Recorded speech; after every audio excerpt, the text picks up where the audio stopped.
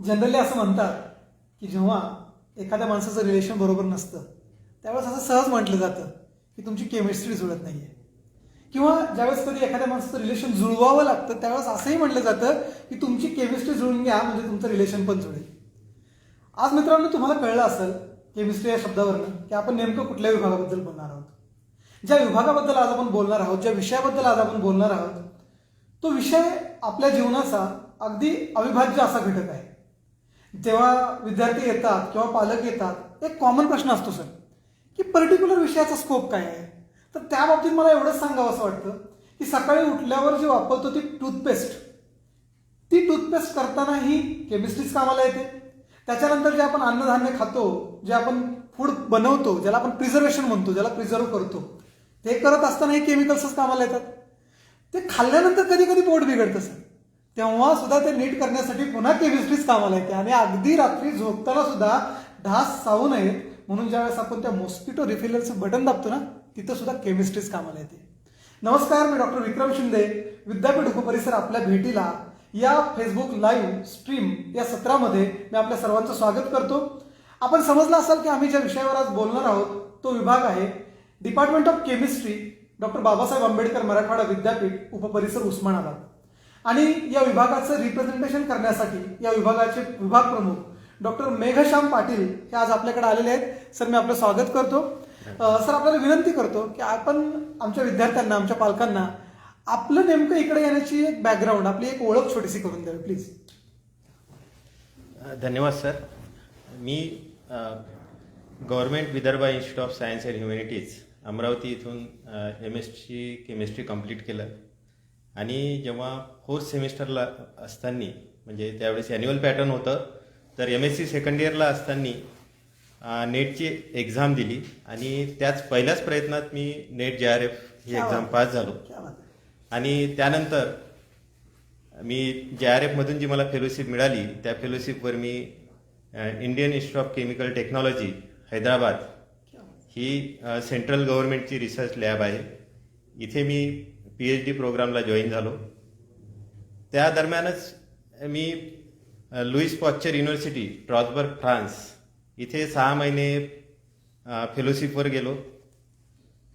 त्यानंतर आपल्या विद्यापीठामध्ये असिस्टंट प्रोफेसर म्हणून जॉईन झालो आणि दरम्यान माझी PhD कंप्लीट झाली.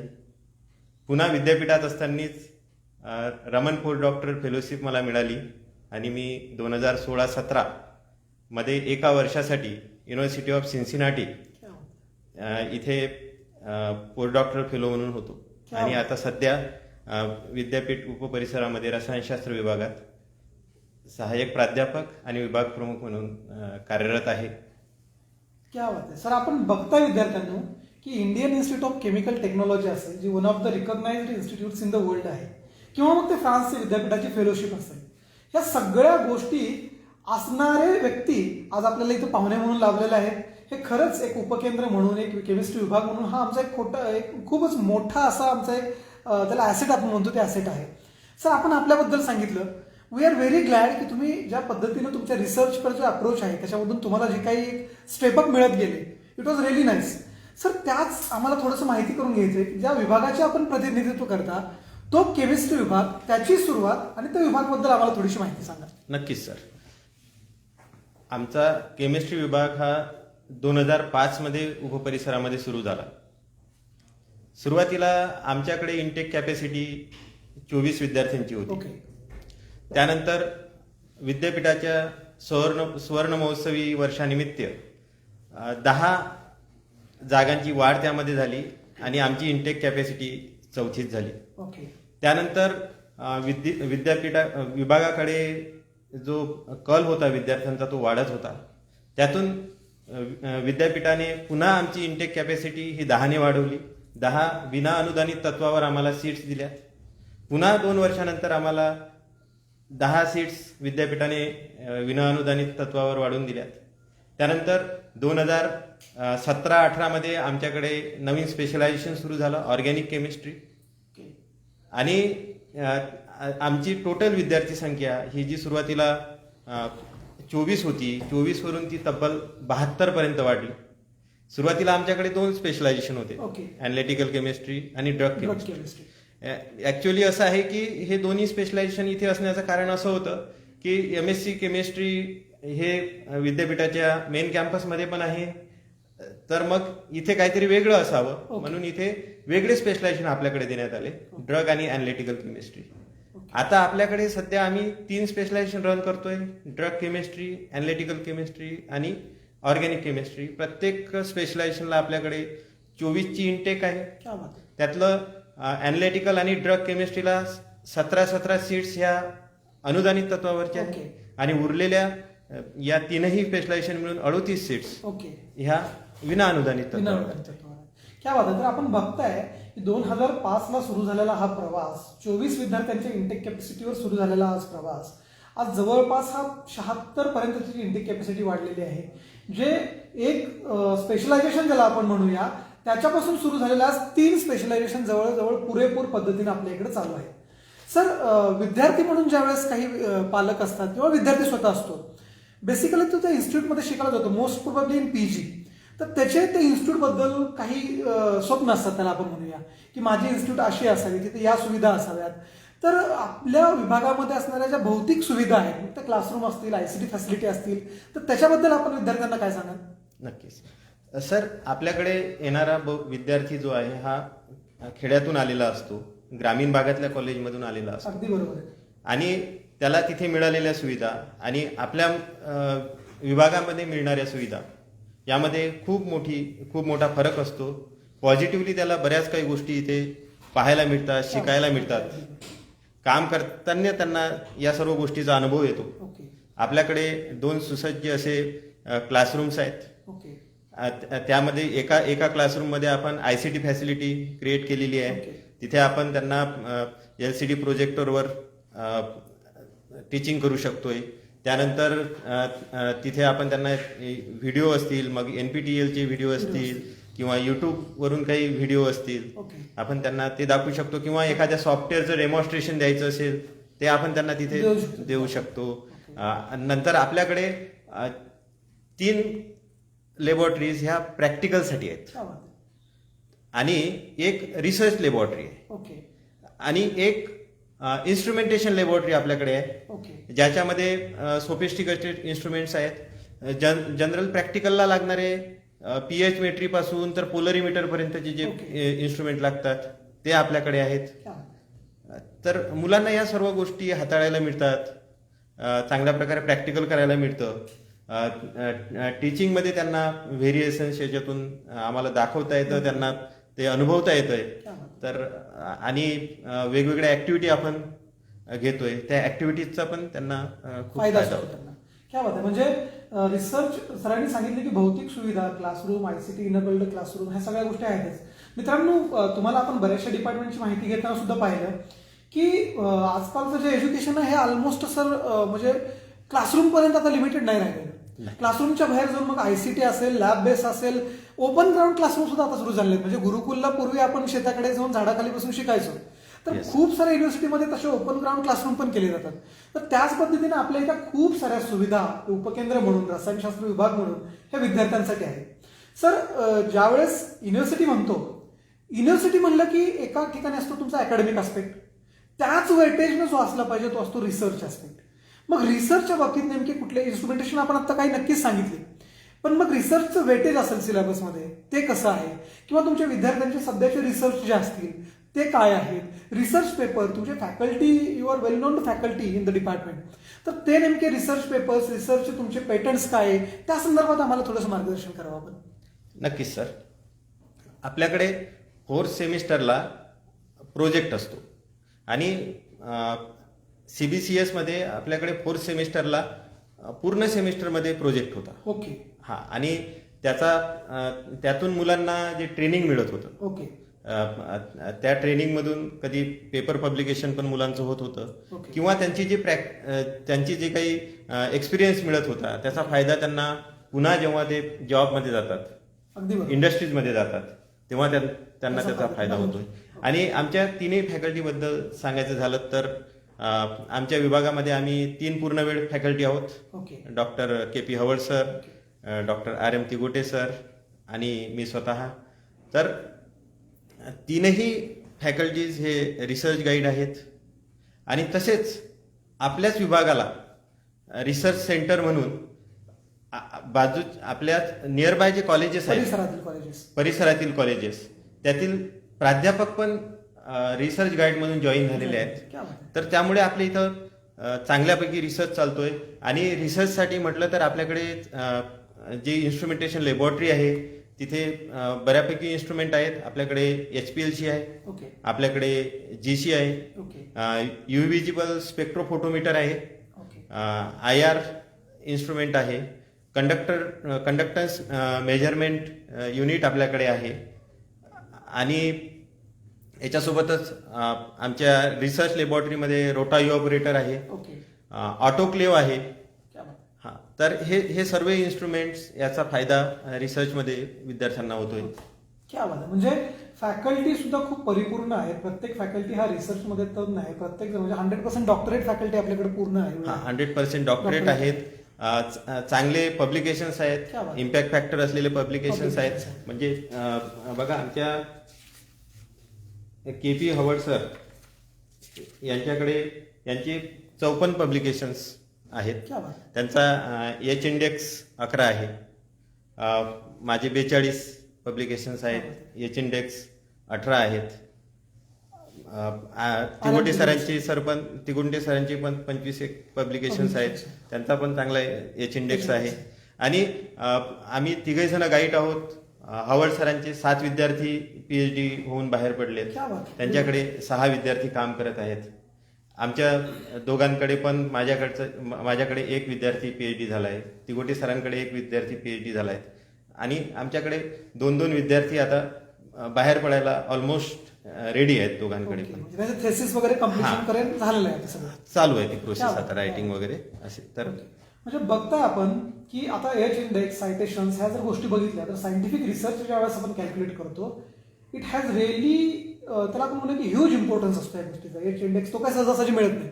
आणि तो H इंडेक्स कुणाचा 11 आहे, कुणाचा 18 आहे. पब्लिकेशनची जर गिनती केली तर नियर अबाउट 100च्या आसपास आहे. हे तर झालं 3 पूर्ण वेळ फॅकल्टीचं.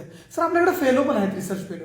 तर ते रिसर्च फेलो नेमके आता विद्यार्थ्याला प्रश्न असतो की आफ्टर केमिस्ट्री मग त्याला दिसतं की बाबा एक इंडस्ट्री आहे, त्या इंडस्ट्रीमध्ये जातो. पण रिसर्च फेलो बनणं हे सुद्धा एक करिअरचा चांगला ऑप्शन आहे. तर नेमके आपल्याकडे रिसर्च फेलो किती आहेत? आपल्याकडे आता सध्या पूर्ण वेळ 8 ते 10 रिसर्च फेलो आहेत. आणि यांना वेगवेगळ्या फेलोशिप मिळतात. म्हणजे जसं मौलाना आझाद फेलोशिप असेल, किंवा UGC आणि CSIRची JRF फेलोशिप असेल, सारथी थ्रू देण्यात येणारी JRF फेलोशिप असेल, किंवा राजीव गांधी थ्रू राजीव गांधी फेलोशिप जी आहे ती फेलोशिप असेल. तर अशा वेगवेगळ्या फेलोशिप त्यांना मिळतात. आणि ही फेलोशिपची अमाऊंट जी आहे ना ती खूप चांगली असते. जवळपास 30,000 रुपये फेलोशिपची अमाऊंट असते पर मंथ. तर तो एक चांगला ऑप्शन आहे. त्यातून रिसर्च होतो, आपल्याला ट्रेनिंग मिळते, आपल्याला PhD डिग्री मिळते, आणि पुन्हा आपल्याला त्या बेसवर चांगल्या ठिकाणी जॉब मिळू शकते. म्हणजे रिसर्च फेलोशिप ही अशी कन्सेप्ट आहे की at the time of learning, at the time of researching you are getting the payments, that is fellowship. आणि तुमचा म्हणजे तुमची जी काही उपजीविका आहे, जे काही डेली खर्च आहेत त्या सुद्धा त्यातून भागतात. आम्ही तिघही जण म्हणजे हवर्ड सर असतील, तिगोटे सर असेल, मी असेल, आम्हा तिघांना पण JRF होती. आणि आम्ही अशाच प्रकारे आमची PhD कम्प्लीट केली. तुम्हाला त्यातलं पूर्ण नॉलेज आहे, ती विद्यार्थ्यांपर्यंत पोहोचावं याची तळमळ पण आहे, कारण तुम्ही त्याच प्रोसेसमधून आलात. तर बघताय आपण म्हणजे रिसर्च असणं आणि त्या रिसर्चला काहीतरी राजाश्रय मिळणं, ज्याला पूर्वी म्हणायचो आपण की तुम्हाला फंडिंग वगैरे मिळणं, ती महत्वाची गोष्ट असते. आणि ती आमच्या विभागात, केमिस्ट्री विभागामध्ये खूप चांगल्या प्रमाणात मिळते. सर हे झालं रिसर्चच्या बाबतीत. मला अकॅडमिकच्या बाबतीत विचारायचं होतं की नेमकं विद्यार्थ्यांना प्रश्न पडतो, आपण स्पेशलायझेशन नक्कीच सांगितले, मग पहिला प्रश्न असतो मग मला सुरुवातीपासून स्पेशलायझेशन करायचं आहे का, किंवा कोर सब्जेक्ट्स किती आहेत, जेनेरिक सब्जेक्ट्स किती आहेत, स्पेशलाइज्ड सब्जेक्ट किती आहेत.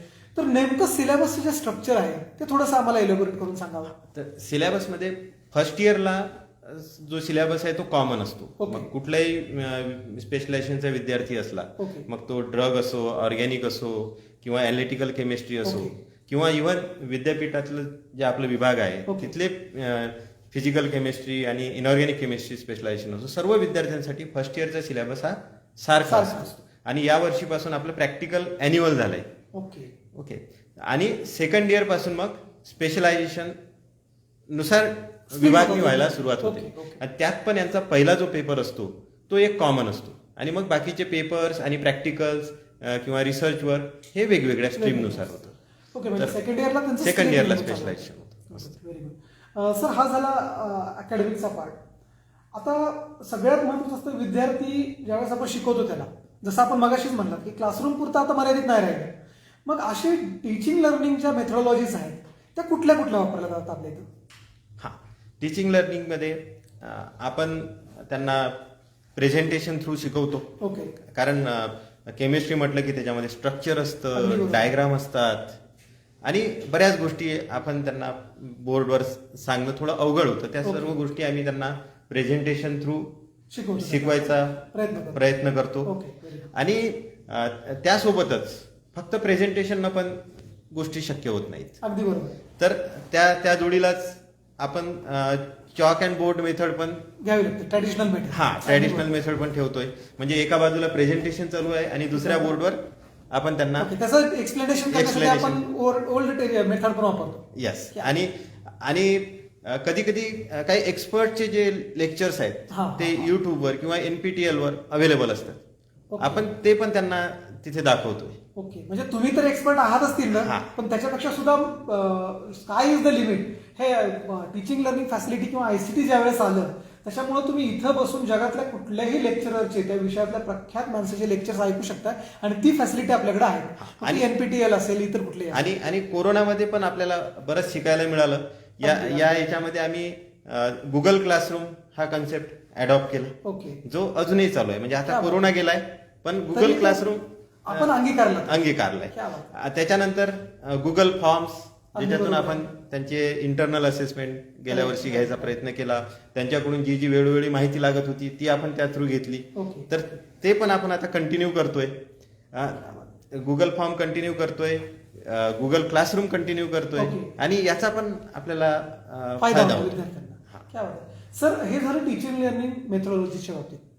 एखादा विभाग ज्यावेळेस तो लाईव्हलीनेस त्याच्यामध्ये लागतो, मग वेगवेगळे फंक्शन्स, वेगवेगळे कार्यक्रम, मग ते कधी कल्चरल असतात, कधी रिसर्च बेस्ड असतात, कधी अकॅडमिक असतात, कधी PPT प्रेझेंटेशन, पोस्टर प्रेझेंटेशन्स. विद्यार्थ्यांना त्यातही इंटरेस्ट असतो. म्हणजे मला शिकायचं आहे नोड, पण ऍट द सेम टाइम शिकत असताना मला खूप सारे प्रोग्राम, फायनली ही कॉलेज लाईफ आहे. मग ह्या प्रोग्राम म्हणून जी ओव्हरऑल त्याची डेव्हलपमेंट होते, तर त्या बाबतीत हे विद्यार्थ्यांच्या डोक्यात प्रश्न आहेत. मग आपल्या इथे नेमके असे नियमित होणारे प्रोग्राम कुठले कुठले आहेत? हा, आपल्याकडे नियमित होणारे प्रोग्राम म्हटलं तर आपण वेलकम फंक्शन पासून सुरुवात करतो. अगदी बरोबर आहे. आणि व्हॅलिडिटरी फंक्शन असतं. ओके. लास्ट. मध्ये आपण त्यांचे स्पोर्ट्स ऍक्टिव्हिटीज घेतो. ओके. त्याच्यानंतर काही जे महत्वाचे कार्यक्रम असतात ते घेतो. ओके. ओके. आम्ही सायन्स डे सेलिब्रेशन करतो. बरोबर. आता कोरोनाच्या काळामध्ये आम्हाला ऑफलाईन तो नाही घेता आला. ऑनलाईन. आम्ही ऑनलाईन सायन्स डे सेलिब्रेशन केलंय. क्या बात. अशा प्रकारे बरेचसे कार्यक्रम आपण कंटिन्यू करतो.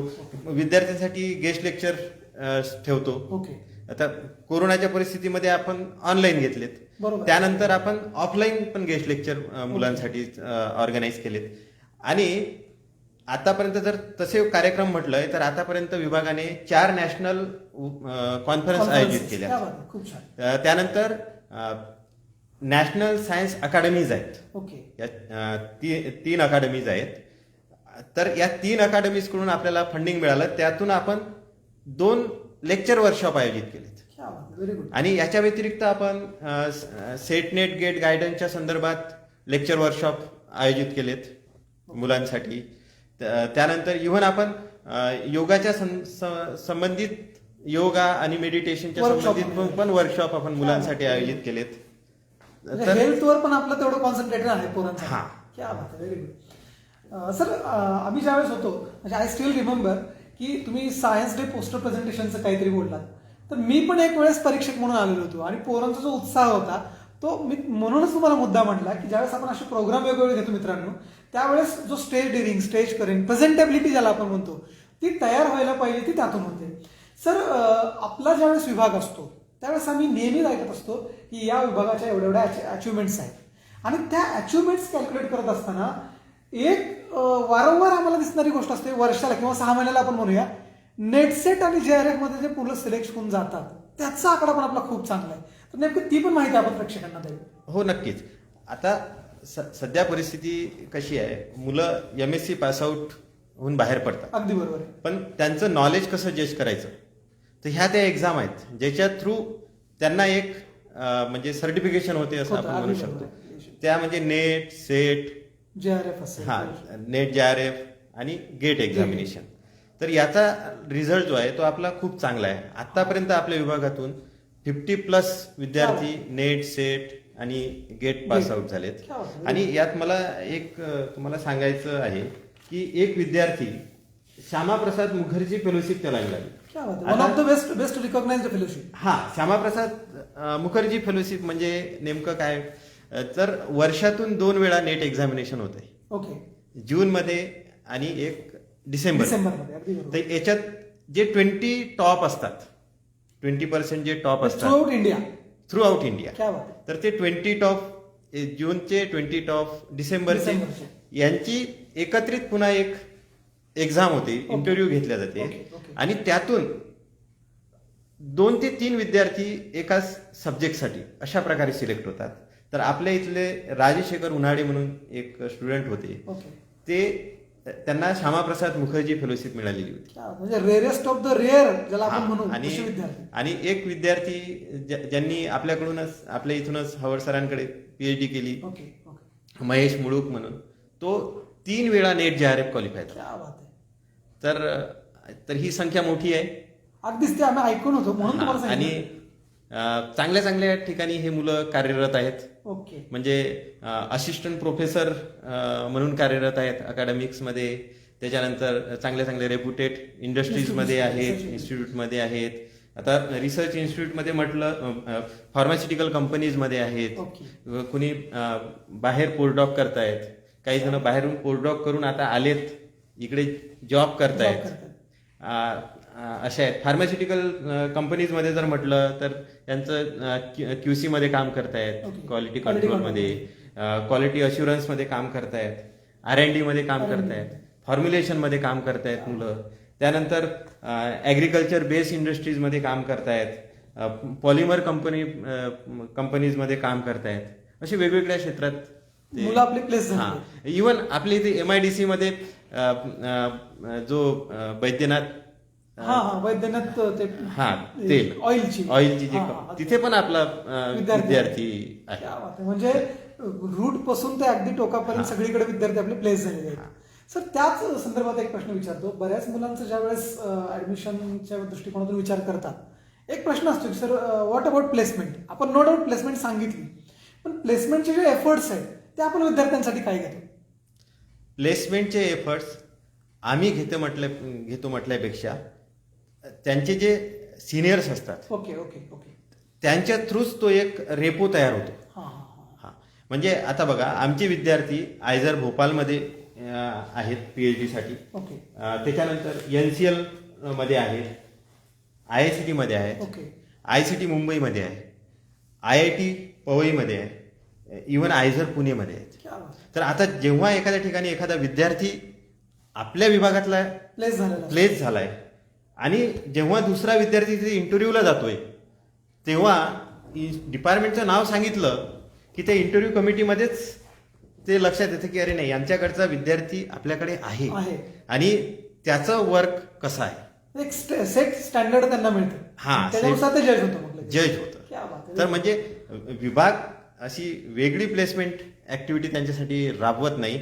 पण जेव्हा केव्हा काही कॉल्स येतात, कारण का आमचे मित्र इंडस्ट्रीमध्ये असतात, ते सांगतात, ते मेसेजेस आम्ही त्यांना देतो. म्हणजे आजच एक आमच्या व्हॉट्सअप ग्रुपला आम्ही मेसेज दिला की बाबा इथे ओपनिंग्स आहेत, काइंडली रीच, अशा प्रकारचा मेसेज दिला. ते अप्लाय करतात आणि त्यातून प्लेसमेंट होत जातं. म्हणजे सर, मी थोडंसं कन्क्लूड करतो ह्या वाक्याला की आपण प्लेसमेंटचे एफर्ट देत नाहीत, याचा खूप खूप साधा अर्थ आहे की आपल्याला प्लेसमेंटचे एफर्ट देण्याची गरजच पडत नाही. ते पोरं आपल्या पण ऍब्झॉर्ब होऊन जातात. ते रिप्युटेशन जे क्रिएट झालेलं आहे, आपल्या विद्यार्थ्यांनी जे क्रिएट केलेलं आहे, ते पुढच्या विद्यार्थ्याला, त्या पुढच्या पिढीला ते कामाला येतं. Thank you sir. सर, पुढचा थोडासा रिसर्चकडेच आपण वळूया, कारण whenever there is science, it is connected to research. Research project नावाची एक कन्सेप्ट असते की खूप साऱ्या विभागाला, विद्यापीठांना, कॉलेजेसला, UGC असेल, ICSR असेल किंवा इतर कुठल्याही संस्थान असतील, हे खूप सारे फंडिंग देत असतात. फॅकल्टी म्हणूनही ते फंडिंग आपल्याला मिळत असतात.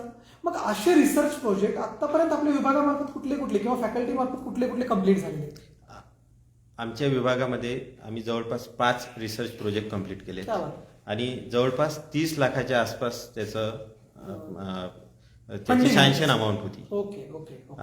आणि आता जे मुलं जॉईन होतात, जे फेलोशिपवर जॉईन होतात, तर इनडायरेक्टली ते पण रिसर्च Funding प्रोजेक्ट आहे, that is funding. फंडिंगच असतं. Right, right. तर असा तो पण आउटले आपल्याकडे चांगला आहे. चांगला असतो. क्या बात आहे. म्हणजे let me tell you friends की ज्यावेळेस रिसर्च प्रोजेक्ट एखादा मिळतो, तो प्रोजेक्ट किती म्हणजे हजारो लोकांनी ज्यावेळेस त्याचे ऍप्लिकेशन्स करावे, त्यातून एखादा सिलेक्ट होत असतो. सांगण्याचा उद्देश एवढाच आहे की इथं जे वर्क होतं, हे वर्क त्या कॉम्पिटिशनमध्ये टिकतं, ते वरी येतं. त्याच्यावरून आपल्याला या विभागाचा रिसर्च असेल, या विभागाची जी अकॅडमिक क्वालिटी असेल, त्याचा अंदाज आपल्याला येऊ शकतो. सर, दुसरा एक आत्ताच एक रिसेंटली आपण एका मोठ्या महामारीला फेस केलं, कोविड. तर या कोविडमधून आणि केमिस्ट्री, त्याचं वर्क असेल, विद्यार्थ्यांचं काम असेल किंवा as a chemistry as a industry असेल, त्याचा आणि या कोविडचा कसं थोडंसं आम्हाला सांगता येईल आपल्याला? हा, आता तुम्ही म्हणजे खूप चांगला प्रश्न विचारलाय.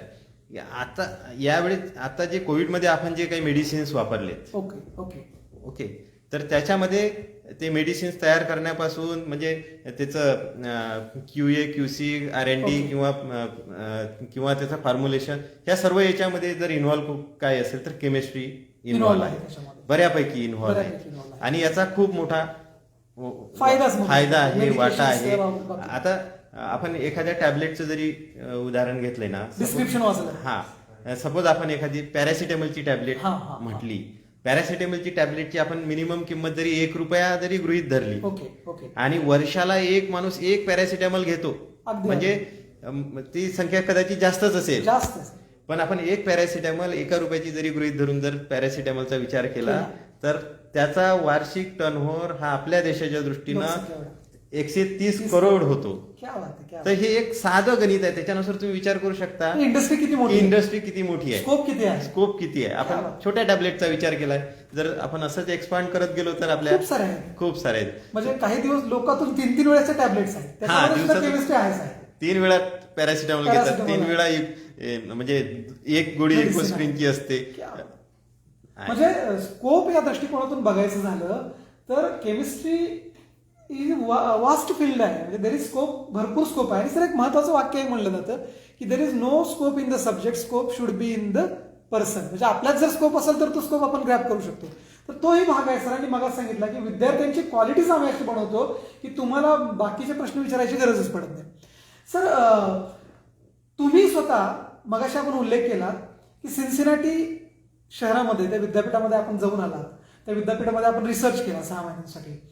तर तिथले विद्यार्थी जे तुमच्या कॉन्टॅक्टमध्ये आले आणि इथले विद्यार्थी, याचं नेमकं फरक काय आहे? आपल्याला जर त्या लेवलला पोहोचायचं असेल तर आपल्या विद्यार्थी म्हणून विद्यार्थ्यांनी काय डेव्हलपमेंट्स केल्या पाहिजे? विशेष फरक नाही, उलट आपल्याला थोड्या सुविधा कमी आहेत. ओके. पण ॲज अ विद्यार्थी म्हटलं तर आपण त्यांच्यापेक्षा थोडे पुढे आहोत. आपण हार्डवर्किंग जास्त हार्डवर्किंग आहोत. आणि कुठं थोडाफार कम्युनिकेशनचा प्रॉब्लेम येत असेल तर तो पण काही मोठा प्रश्न नाही आहे. आपण ते 6 महिन्यामध्ये ऍडजस्ट करू शकतोय. त्यामुळे तो असा विशेष फरक नाही. आपली हार्डवर्क करण्याची कॅपॅसिटी असते.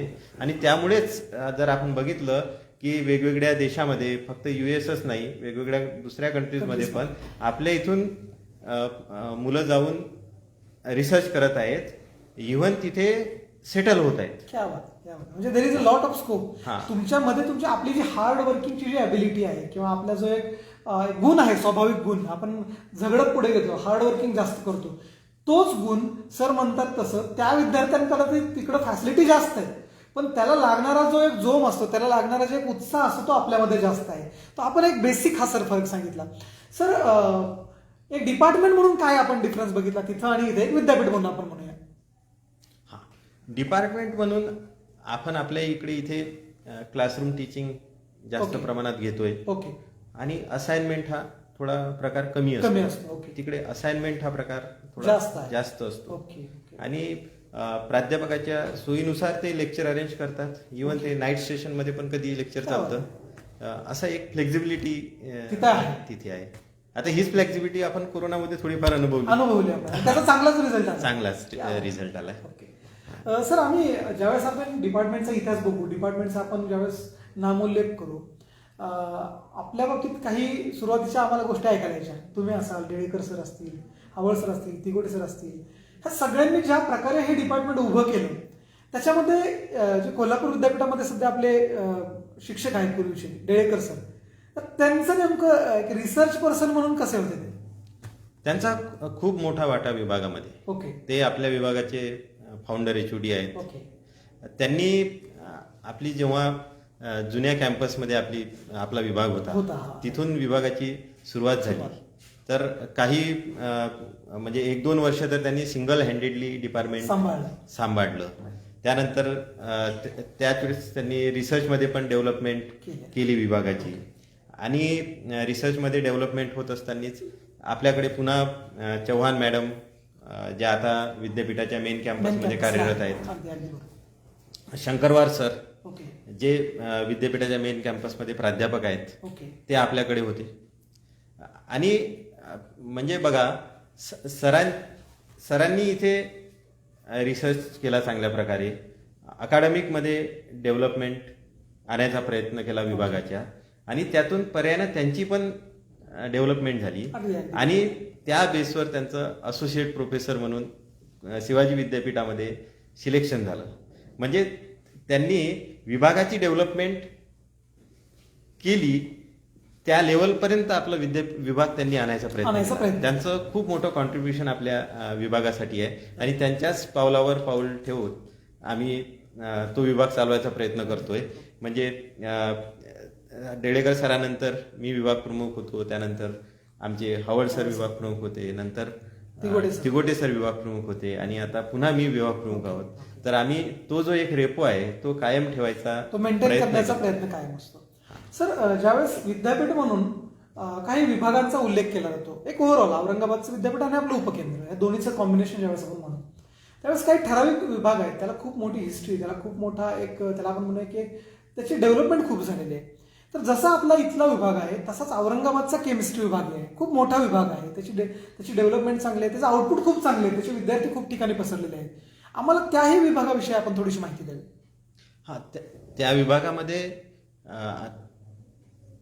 4 स्पेशलायझेशन रन केले जातात. आपल्याकडे 3 स्पेशलायझेशन आपण रन करतोय, तिकडे 4 स्पेशलायझेशन रन केले जातात. इनऑर्गॅनिक, ऑर्गॅनिक, फिजिकल आणि अनालिटिकल. आणि तिथला स्टाफ खूप चांगला आहे. तिथे जास्त स्टाफ आहेत. आपल्याकडे आम्ही 3च फॅकल्टी आहोत. अगदी बरोबर. तिथे जास्त फॅकल्टी आहेत. आणि खास करून त्यांना बऱ्या DSTची फेलोशिप हे म्हणा, फिश डिपार्टमेंट आहे, त्याची फंडिंग, त्यामुळे इन्स्ट्रुमेंटेशन चांगल्यापैकी त्यांच्याकडे अवेलेबल आहे. त्यानंतर शहरी भाग आहे. येणारे मुलं, आपल्याकडे येणारे मुलं जास्त ग्रामीण भागातले असतात. तो थोडा फरक राहतो तिथे. त्यामुळे नेट सेटची संख्या खूप चांगली आहे. हा, आणि रिसर्चमध्ये पण खूप चांगला विभाग आहे. तिथे आमचे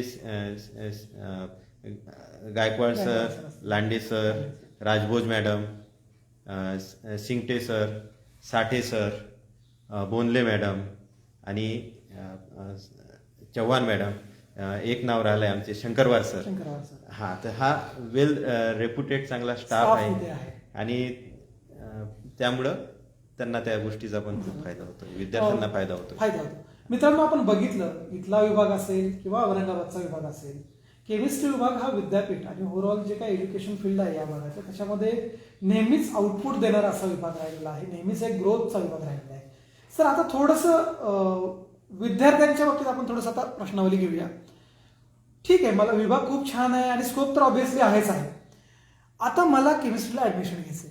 माझ्या मनात पहिला प्रश्न येतो की नेमकी त्याची प्रोसेस काय आहे. जर मला विद्यापीठाच्या विभागात ऍडमिशन घ्यायचं असेल किंवा इथल्या आपल्या उपकेंद्रात ऍडमिशन, त्याची प्रोसेस काय आहे, त्याची पात्रता काय आहे आणि त्याची फी स्ट्रक्चर काय आहे. सुरुवातीला आपण पात्रतेविषयी बोलू. ओके.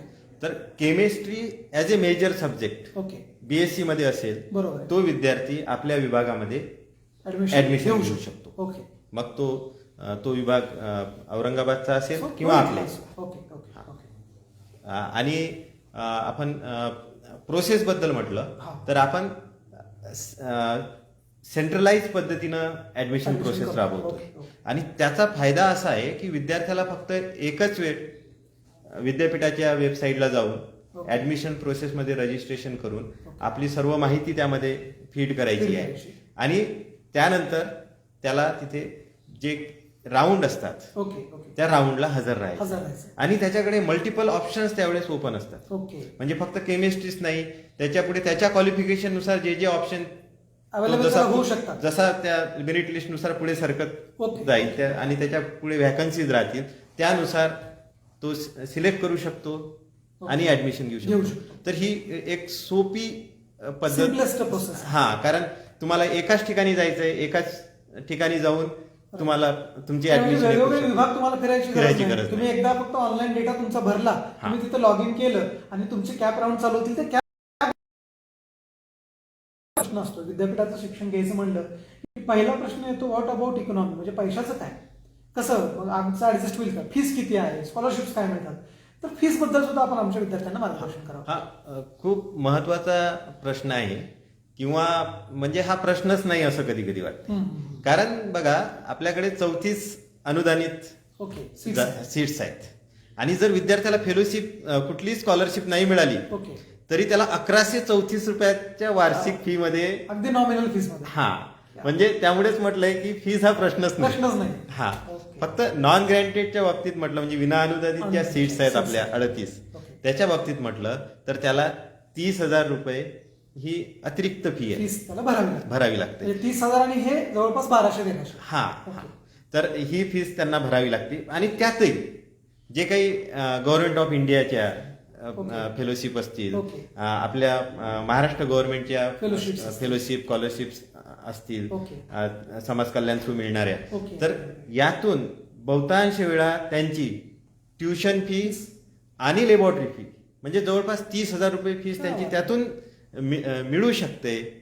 पॉसिबिलिटी आहेत. हा आणि त्यामध्ये आपल्याकडे क्रायटेरियामध्ये बसणारे जे विद्यार्थी आहेत ते जवळपास 90% वर असतात. क्या बात, व्हेरी गुड. म्हणजे फीस हा तसं सर म्हणले तसा प्रश्न खरं तर आहे, महत्वाचा आहे, पण तो मोठा तेवढा एक प्रश्न नाही. कारण माहीत होणं तुम्हाला गरजेचं आहे की खूप नॉमिनल फीसवरती विद्यापीठाच्या विभागांमध्ये आपला प्रवेश हा होऊ शकतो आणि ह्या रिप्युटेड ऑर्गनायझेशनचा फायदा आपल्याला मिळू शकतो.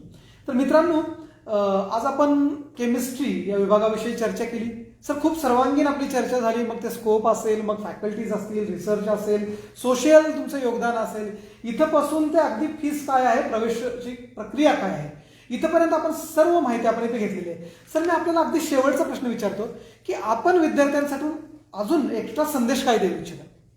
विद्यार्थ्यांना काय संदेश आपला? विद्यार्थ्यांना हाच संदेश आहे की आता आमची पीजी ऍडमिशनची प्रोसेस सुरू होत आहे, रजिस्ट्रेशन चालू झालेले आहे. बीएससीचा रिझल्ट चालू असेपर्यंत रजिस्ट्रेशन प्रोसेस चालूच राहणार आहे आणि बीएससीचा रिझल्ट डिक्लेअर झाल्यानंतर विद्यार्थ्यांना त्यांचे बीएससीचे मार्क्स जे काही असेल ते अपडेट करायचे आहे ऑनलाईन पद्धतीने. तर विद्यार्थ्यांना एकच संदेश आहे की त्यांनी ऍडमिशन प्रोसेस फॉलो करावी. अगदी बरोबर. आणि आपण केमिस्ट्रीला ऍडमिशन घ्यावीच असंही नाही, तुम्हाला जिथे कुठे इंटरेस्ट असेल त्या विभागामध्ये ऍडमिशन घ्या. किंवा तुम्हाला मल्टिपल याच्यामध्ये इंटरेस्ट असेल आणि तुम्हाला पहिला ऑप्शन तुम्हाला मिळत नसेल, दुसरा सिलेक्ट करा. पण विद्यापीठ हे असं एक आहे की इथलं एन्व्हायरमेंट वेगळं असतं. बरोबर. इथे आपल्याला वेगळ्या प्रकारे शिकवल्या जातं. एक इक्वॅलिटीचा एक भाग असतो. एक आम्ही आमच्याच फॅकल्टी सारखं विद्यार्थ्यांना ट्रीट करतोय. त्यांना समान संधी इथे मिळू शकते. तर मुलांसाठी हाच एक संदेश आहे की त्यांनी उच्च शिक्षणासाठी बाहेर पडणं अपेक्षित आहे. आणि नो डाऊट आपण बहुतांश आपल्या खेड्यागावातून असाल, छोट्या टाउन मधून आलेला असाल तर विद्यापीठ उपपरिसर आणि उस्मानाबाद हे काही खूप मोठं शहर नाही. तुम्ही खूप इझिली ऍडजस्ट व्हाल आणि कदाचित तुम्हाला वाटेल की अरे नाही हे तर सर्व म्हणजे ॲज अ एन्व्हायरमेंट सारखंच आहे, सारखंच आहे, होम पण- फिलिंग आहे. होम फिलिंग आहे. क्या पण मिळणारं जे काही आहे ते स्टँडर्ड मात्र वेगळं आहे. क्या बात आहे, क्या बात. हे मात्र नक्कीच विद्यार्थ्यांना इथे अनुभवायला मिळेल. अगदी बरोबर आहे विद्यार्थ्यांनो. जरी उस्मानाबाद हा थोडासा आपला निमशहरीय भाग जरी म्हणला तरी इथं मिळणारं एज्युकेशनचं जे स्टँडर्ड आहे ते तुम्हाला अगदी एखाद्या मोठ्या रिसर्च लॅब किंवा मोठ्या शहरासारखं मिळेल याची खात्री तुम्हाला इथे सरांनी दिलेली आहे. तर मित्रांनो, आज आपण बघत होता की डिपार्टमेंट ऑफ केमिस्ट्री या विभागाची माहिती आपण इथे घेतली. सर, मी सर्व अगदी या कार्यक्रमाच्या शेवटी मी आपलं धन्यवाद मानतो. आम्ही खूप आपले आभारी आहोत की आपण इथं आलात आणि आमच्या विद्यार्थ्यांना आपण माहिती दिली. स्पेशलायझेशनचं सांगायचंय. स्पेशल आपण ठीक आहे, पण काय माहिती असेल तर प्लीज देऊ शकता. हा, म्हणजे आपले विद्यार्थी जर म्हटलं तर बघा, आयझर भोपाळ मधून राजशेखर उन्हाळे हो हो, हा विद्यार्थी PhD झालाय. अगदी बरोबर. नंतर त्यांनी USA मध्ये पोस्टडॉक केलंय ओके. आणि आता ते जॉब करत आहेत. ओके ओके, ही सर ही माहिती आपण सांगितलेली आहे विद्यार्थ्यांना. IIT पवई मधून, ओके.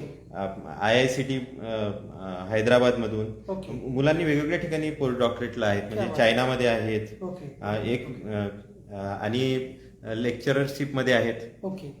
तर अशा बऱ्याच ठिकाणी कंपनीजमध्ये खूप म्हणजे आपलं 95% प्लेसमेंट आहे. प्लेसमेंट आहे आणि हा खूप महत्वाचा मुद्दा आहे. छान छान, धन्यवाद सर. आपण इथं आलात, आमच्या विद्यार्थ्यांना आपण मोलाचं मार्गदर्शन केलं. आम्ही आपले आभारी आहोत. धन्यवाद थँक्यू सर. सर.